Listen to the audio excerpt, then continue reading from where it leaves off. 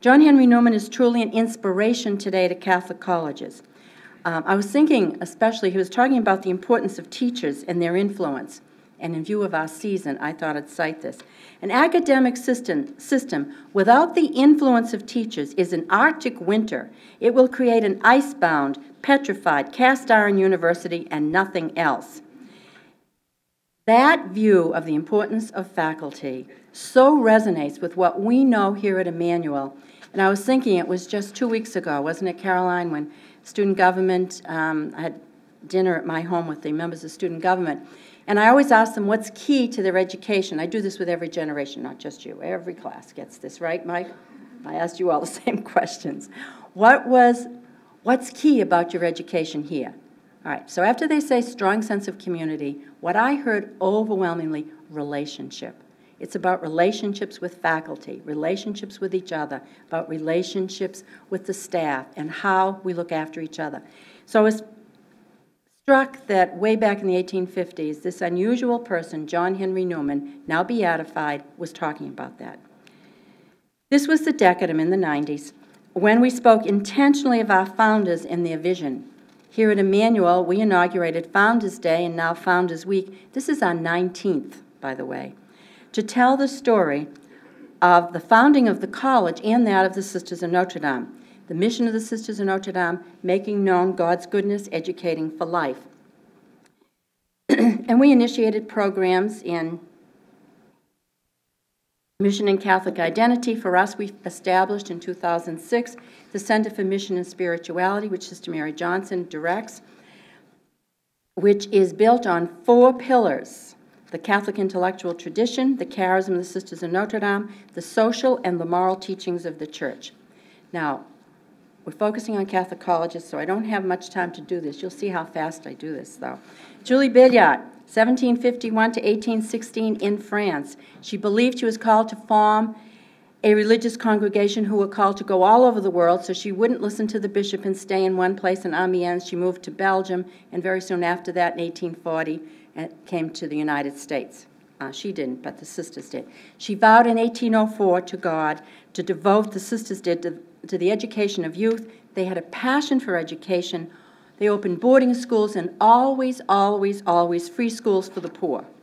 She herself made 120 journeys in 12 years to open a number of houses, and she was doing this while Napoleon was marching his troops across Belgium, and she traveled on foot by stagecoach. Her most important, and really her central focus, is how good is the good God? She believes strongly that education is the greatest work on earth. She expected her sisters not only to be good teachers, but she expected them to be contemplatives in action, to see God in all things. Today, there are 1,800 Sisters of Notre Dame in 5 continents continuing the mission, and I'm glad that Sister Isabel is here from Congo because she exemplifies the other parts of the world where the Sisters of Notre Dame are besides the United States. The mission of this college belongs to all, the students, the faculty, the administrators, and most especially to our graduates and our students. This is your mission at Emmanuel College. By the end of the 1990s, Catholic colleges were citing shared, essential aspects with different nuance and expression, but comprising the following characteristics and key elements. What are kind of the sine qua nons in Catholic colleges and universities that you share, different wording maybe, with the other 219 Catholic colleges today? The dialogue between faith and reason is central. Theology and philosophy have a central place in the curriculum. There's a strong sense of community. Our students say that to me every time we've talked in decades, even before this. There's a strong commitment to justice and peace, giving generously of yourself in service to others. There's a strong campus ministry program, and I just want to do a call out here because this semester, without a full-time or any time priest on campus, our campus ministry team has just done a superb job of keeping a vibrant program here and working with the Archdiocese, who's been sending priests really from headquarters, from Chancery, to help us. So the search is on, but I'm very appreciative. It wasn't just stepping up like we do in other offices. This was a priest, and this is campus ministry. It's been a real challenge, and I appreciate the work of our campus ministry team. Thank you.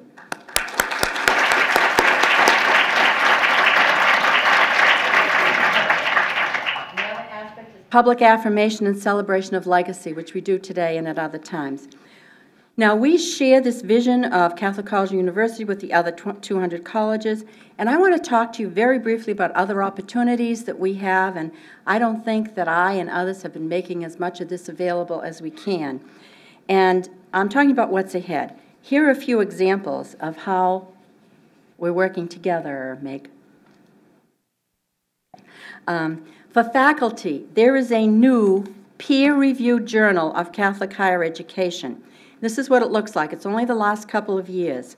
And the journal is the peer-reviewed semi-annual journal. It is the only international journal dedicated solely to the distribution of scholarly work and commentary with a focus on contemporary Catholic higher education in the United States and around the world.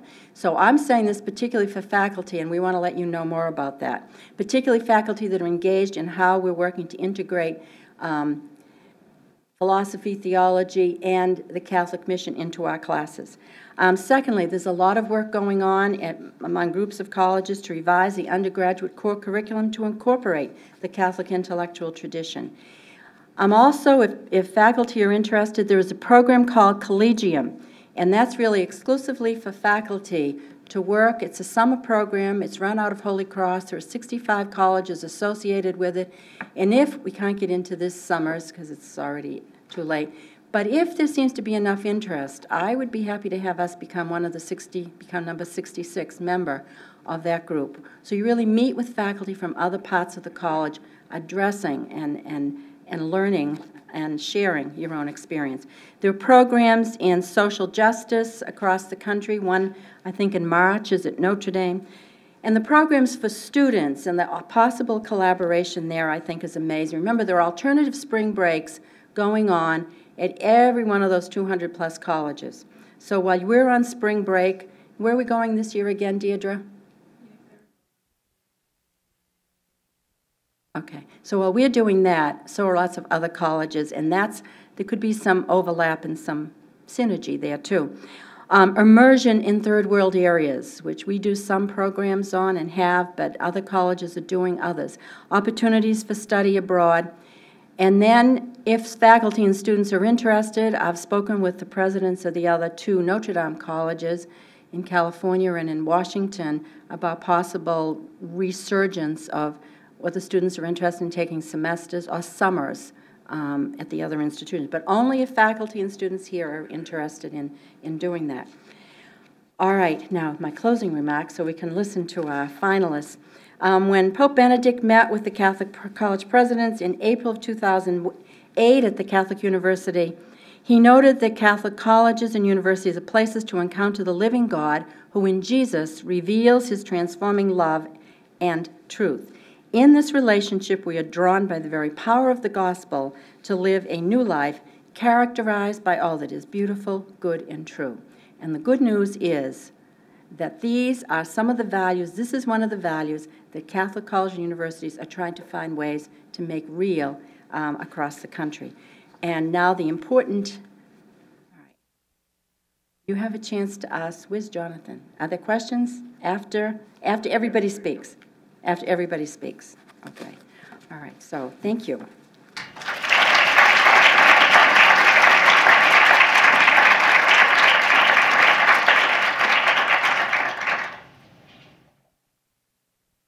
At this time, I'd like to call down our panel of respondents.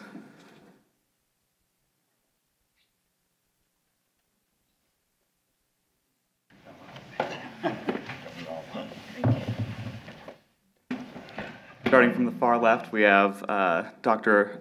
Tom Wall, Chair of the Philosophy Department, Father Tom Leclerc, Chair of the Theology and Religious Studies Department, Christine Kourkoulis, a Senior Religious Studies major, and Walter Stepanenko, a Senior Philosophy major.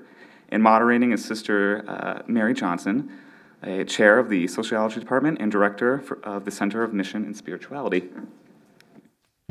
Thank you, John.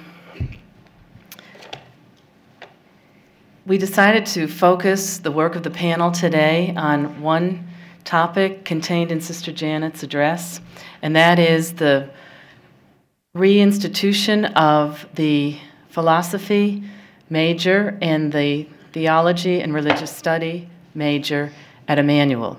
So at this significant moment in the college's life, I've asked the chairs of both departments to speak about the significance of this new initiative and this old initiative in many ways, and I've asked 2 student majors from those departments to speak as well.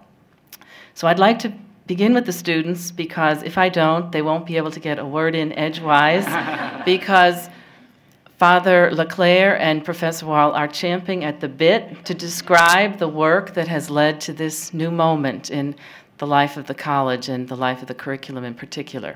So I'd like to begin with Christine, who is a senior and who crafted an individualized major in religious studies, and then we'll move to Walter, who's a senior philosophy major, chose a similar path, crafting an individualized major in philosophy.